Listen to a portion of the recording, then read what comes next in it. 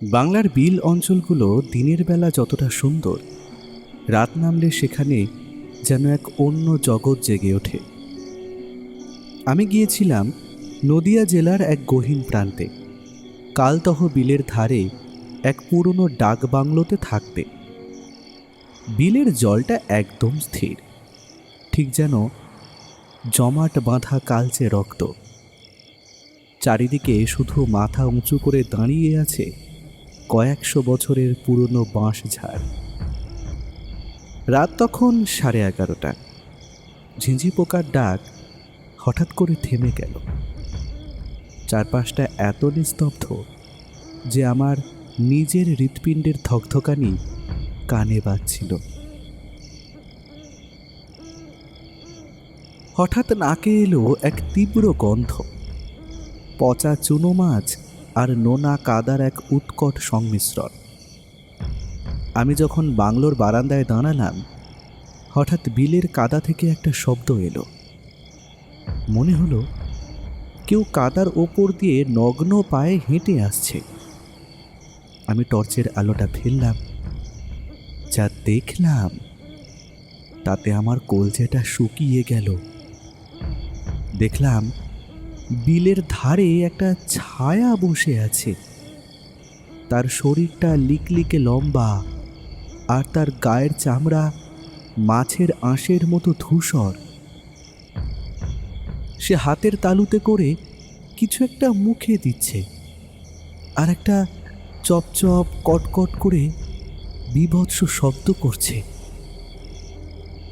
আমি বাংলোর ভেতরে ঢুকে দরজাটা বন্ধ করতে যাচ্ছিলাম, ঠিক তখনই আমার মাথার ওপরের বিশাল বাঁশ ঝাড়টা হঠাৎ করেই মরমর করে নুয়ে পড়ল। কোনো বাতাস নেই, কিন্তু বাঁশগুলো এমনভাবে রাস্তার উপরে ঝুঁকে এলো যেন কেউ ওপর থেকে ওগুলোকে সজোরে চাপ দিচ্ছে। হঠাৎ সেই বাঁশের কঞ্চির ফাঁক থেকে একটা কণ্ঠস্বর ভেসে এলো, ওরে বাছা, আমার জন্য কি একটাও মাছ আনলি না? তোর শরীরে তো অনেক তাজা রক্ত রে। ওটাই কি তবে আজ আমার রাতের আহার হবে? হঠাৎ একটা শব্দ আমার কানের একদম কাছে ভেসে এলো। সেই পচা গলা দিয়ে হাসার আওয়াজটা আমার মস্তিষ্কের ভেতরে গিয়ে বিঁধল। আমি টর্চের আলোটা বাঁশঝাড়ের দিকে ফেললাম। দেখলাম একটা জীবন্ত কঙ্কালের মতো অবয়ব বাঁশের আগায় ঝুলে আছে। তার চোখের জায়গায় কোনো মণি নেই, সেখানে শুধু দুটো হলুদ রঙের ফুটকি। তার মুখটা অস্বাভাবিক বড়, আর সেখান থেকে চুইয়ে পড়ছে টপ টপ করে কালচে লালা। নাকে এলো সেই কাঁচা মাছের আঁশটে গন্ধ, যা ঘরটাকে মুহূর্তের মধ্যে বিষিয়ে দিল। আমি দৌড়ে পালানোর চেষ্টা করলাম, কিন্তু অনুভব করলাম আমার পা দুটো যেন সেই বিলের কাদা জাপটে ধরেছে। মেছো ভূতটা এক লাফে বাঁশঝাড় থেকে নিচে নেমে এলো। তার হাঁটার কোনো শব্দ নেই, কিন্তু সে যখন নিঃশ্বাস ফেলছে এক অদ্ভুত শোঁ শোঁ শব্দ হচ্ছে, ঠিক যেন কোনো জলজ প্রাণী ডাঙায় উঠে নিঃশ্বাস নিতে কষ্ট পাচ্ছে। সে তার লিকলিকে লম্বা হাতটা বাড়িয়ে আমার কাঁধটা খপ করে ধরল। তার হাতের ছোঁয়াটা ছিল পিচ্ছিল আর বরফের মতো ঠান্ডা। আমি অনুভব করলাম তার নখগুলো আমার চামড়া চিরে মাংসের ভেতরে ঢুকে যাচ্ছে চরচর করে। সে তার মুখটা আমার কানের কাছে এনে চিবিয়ে চিবিয়ে বলল, তোর হাড়গুলো বড় কর্মরে, ওগুলো চিবোতে আমার খুব ভালো লাগবে। সে যখন আমার হাড়ের উপরে দাঁত বসালো, মটমট করে এক বীভৎস শব্দ হলো। আমি যন্ত্রণায় চিৎকার করতে চাইলাম, কিন্তু আমার গলা দিয়ে কোনো স্বর ফুটল না।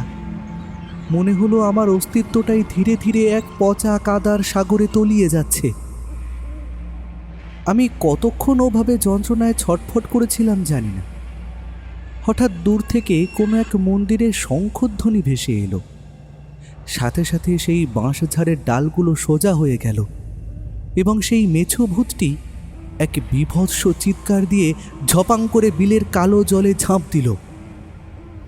ভোরের আলো যখন বিলের জলের উপরে আছড়ে পড়ল, আমি দেখলাম আমি একলা পড়ে আছি সেই বাঁশবাগানের ভেতরে।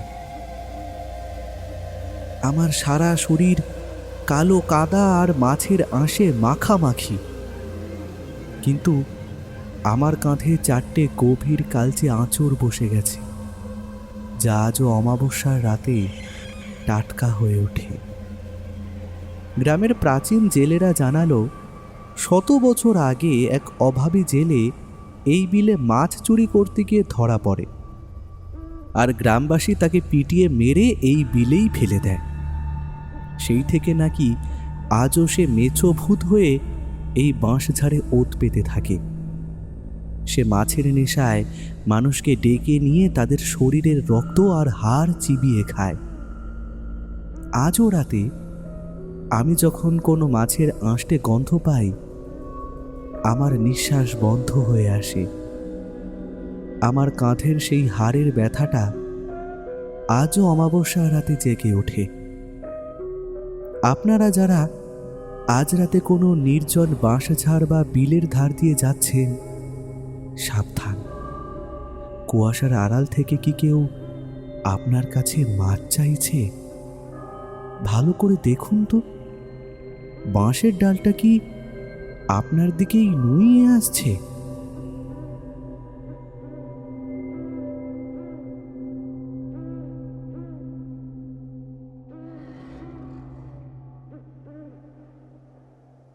বাংলার গ্রামগুলোতে পুকুর পাড়ের দৃশ্যগুলো বড়ই অদ্ভুত।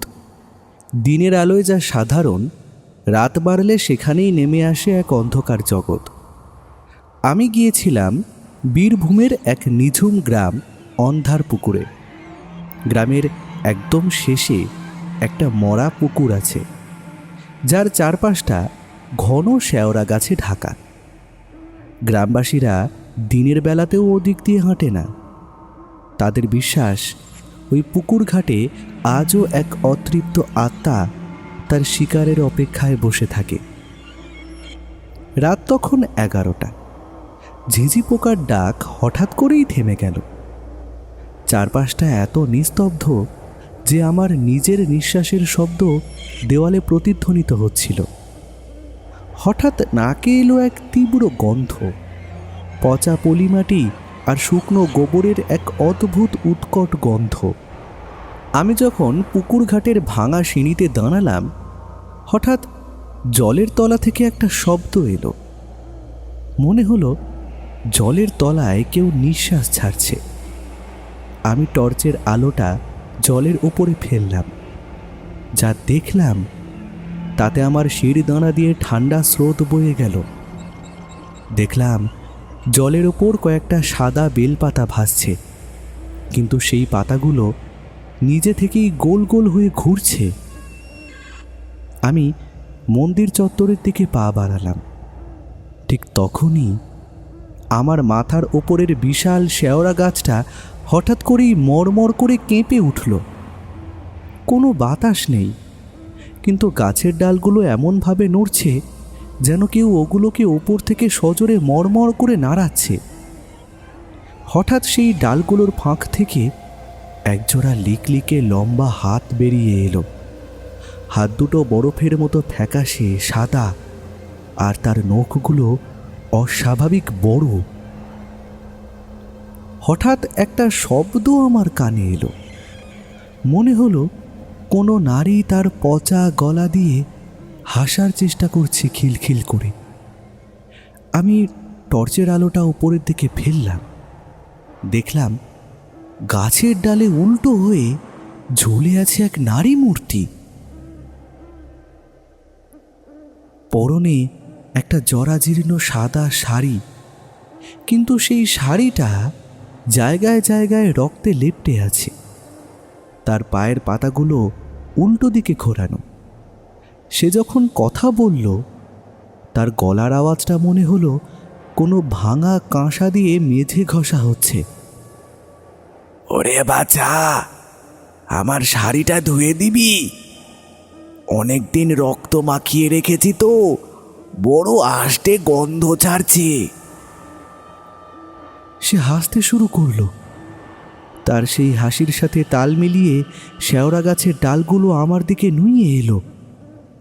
আমি দৌড়ে পালানোর চেষ্টা করলাম, কিন্তু অনুভব করলাম পুকুর পাড়ে সেই পচা কাদা আমার পা দুটোকে জ্যান্ত কোনো প্রাণীর মতো চাপটে ধরেছে। সেই পেতনিটি গাছ থেকে নিচে নেমে এলো। তার হাঁটার কোনো শব্দ নেই, কিন্তু তার শাড়ির আঁচলটা যখন মাটির ওপর দিয়ে ঘষে আসছে, তখন সরসর করে এক বীভৎস শব্দ হচ্ছে। সে তার লিকলিকে লম্বা হাত বাড়িয়ে আমার গলার নলিটা খপ করে ধরল। তার হাতের ছোঁয়াটা ছিল পিচ্ছিল আর বরফের মতো ঠান্ডা। আমি অনুভব করলাম তার নখগুলো আমার চামড়া চিরে মাংসের ভেতরে চরচর করে ঢুকে যাচ্ছে। সে তার মুখটা আমার কানের কাছে এনে চিবিয়ে চিবিয়ে বলল, তোর ঘাড়ের হাড়টা বড় নরম, ওটা মড়মড় করে ভাঙতে আমার খুব ভালো লাগবে রে। সে যখন আমার ঘাড়ের ওপর তার দাঁত বসালো, মটমট করে এক বীভৎস শব্দ হলো। আমি যন্ত্রণায় চিৎকার করতে চাইলাম, কিন্তু আমার গলা দিয়ে কোনো স্বর ফুটল না। মনে হলো আমার অস্তিত্বটাই ধীরে ধীরে এক পচা কাদার সাগরে তলিয়ে যাচ্ছে। আমি কতক্ষণ ওভাবে যন্ত্রণায় ছটফট করেছিলাম জানি না। হঠাৎ দূর থেকে কোনো এক মসজিদের আজান কিংবা মন্দিরের শঙ্খধ্বনি ভেসে এলো। সাথে সাথে সেই শেওড়া গাছের ডালগুলো সোজা হয়ে গেল এবং সেই পেতনিটি এক বীভৎস চিৎকার করে পুকুরের কালো জলে ঝপাং করে ঝাঁপ দিল। ভোরের আলো যখন পুকুর ঘাটের উপরে আছড়ে পড়ল, আমি দেখলাম আমি একলা পড়ে আছি সেই শেওড়া বনের ভেতরে। আমার সারা শরীর কালো কাদা আর রক্তে মাখামাখি, কিন্তু আমার কবজিতে 4টে কালচে আঙুলের ছাপ বসে গেছে, যা কোনো সাবানেই উঠছে না। গ্রামের প্রাচীন লোকজন জানালো, 100 বছর আগে এক অভাবী মেয়েকে ডাইনি অপবাদ দিয়ে এই পুকুর পাড়েই পিটিয়ে মেরে ফেলা হয়েছিল। সেই থেকে নাকি আজও সে পেতনি হয়ে এই শেওড়া গাছে ওত পেতে থাকে। সে প্রতি অমাবস্যায় একজন মানুষের রক্ত আর হাড়ের নেশায় ফিরে আসে। আজও রাতে আমি যখন কোনো শ্বেত পাথরের মতো সাদা ছায়া দেখি, আমার নিঃশ্বাস বন্ধ হয়ে আসে। আমার ঘাড়ের সেই হাড়ের ব্যথাটা আজও অমাবস্যা রাতে জেগে ওঠে। আপনারা যারা আজ রাতে কোনো নির্জন পুকুর পাড় বা শেওড়াতলা দিয়ে যাচ্ছেন, সাবধান, ওপরের ডাল থেকে কি কোনো সাদা আঁচড় ঝুলে আছে? ভালো করে দেখুন তো, ডালটা কি আপনার দিকেই নুইয়ে আসছে?